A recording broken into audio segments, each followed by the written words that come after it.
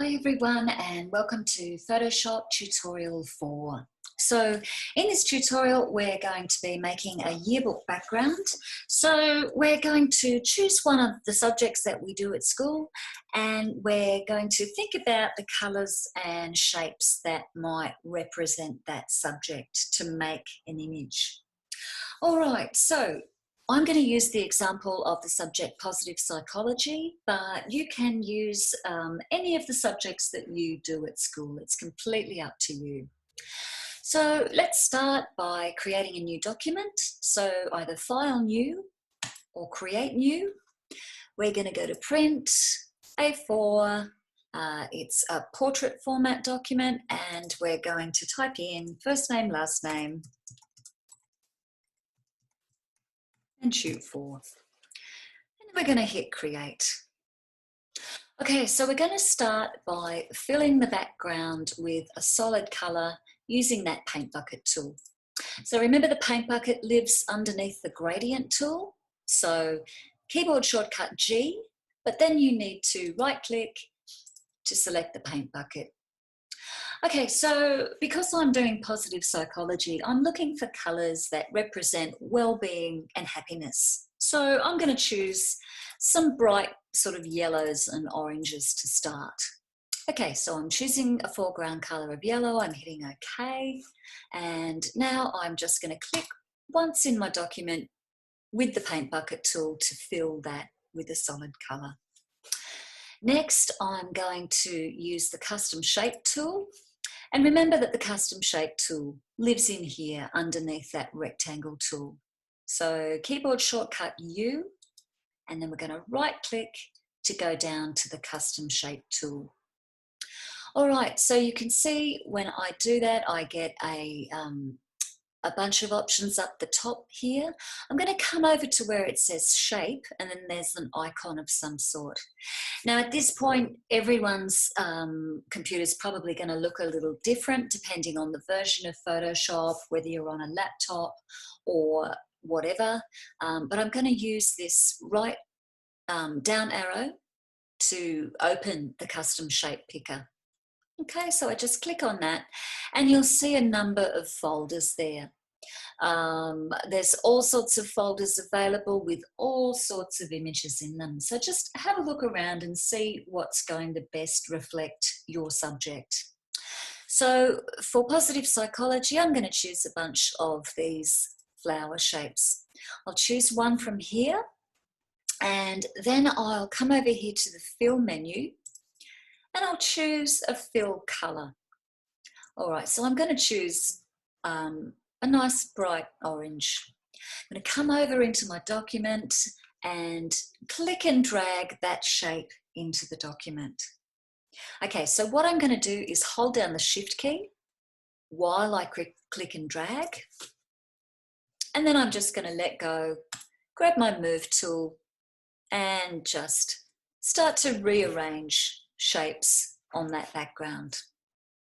Okay, so you can use a bunch of different shapes or you can repeat the same shape over and over and maybe just play with the scale. So for example, if I want to duplicate this layer, the quickest way is to click on the layer and then drag it down onto this Create a New Layer button down the bottom here. So I'm just going to click, drag and drop, and you can see that it's created a copy. So with my Move tool selected, I can just move that duplicate layer into a different position. I might continue to do the same thing over and over. And I might just play with the scale. So Command T to get you those handles to scale. And I'm just going to drag that to make it smaller. Double click to apply the change. And then I might change the opacity. So the opacity is, the opaqueness of that particular layer. So using this slider and just watching that small flower. So at 50% opacity, for example, you can see that it's a lot more subtle than the others. So I might make a few copies of that. So I'm really just looking to kind of create a wallpaper that's just, you know, a background for my subject. All right, so next I'm going to use the Special Effects brush tool to just add a little bit of texture to my background. So to do that, I'm going to use my brush tool, so keyboard shortcut B, and then I'm going to go up into this top menu, click on this drop down, and I'm going to select a special effects brush. So special effects tend to be the folder at the very bottom. If you open that folder, you'll have all sorts of options for how you might bring a special effect onto this page. Before I do this though, I'm going to go back to my background layer and I'm just going to add a new layer. So every time I do a brush effect, I'm going to put it on a new layer, just so that I can move it around. Okay, so I need to select a color. All right, let's just pick another kind of an orange. So I've got a new layer, I've got my brush selected, and I've chosen a drippy watercolor. So you can see up here the size of my brush is only 9 pixels. So that's really, really tiny.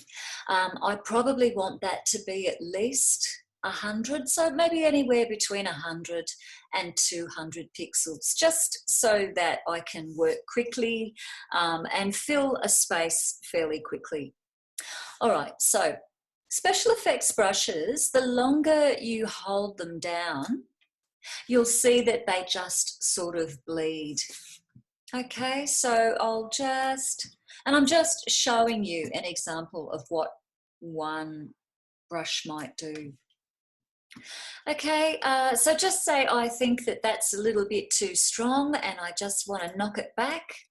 I'm just going to change that opacity again. And you can see that it's just, you know, it's just becoming a bit of an abstract shape in the background.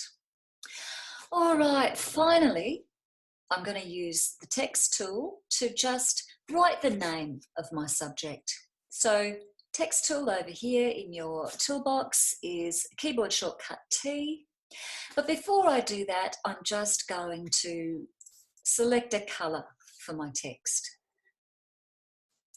All right, so just say I'm going to pick a bright dark orange and hit OK. Then click on my text tool. Okay, so you can see it's brought me up a text cursor on my page. If I click once, you'll see that it's made me a new text layer, and it's also thrown me in some what we call lorem ipsum. And lorem ipsum is just Latin text. It's just sort of generic. So what you need to do now is to double click on that text or click and drag to highlight it and just type over the top.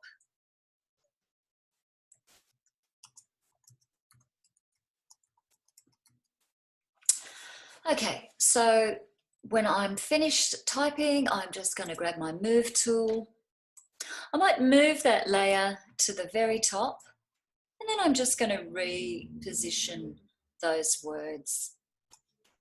Okay, so when I'm happy with that, I'm just going to flatten all of these layers, and I do that over with this hamburger menu. So in your layers palette, over to the hamburger menu, and then I'm going to click flatten image.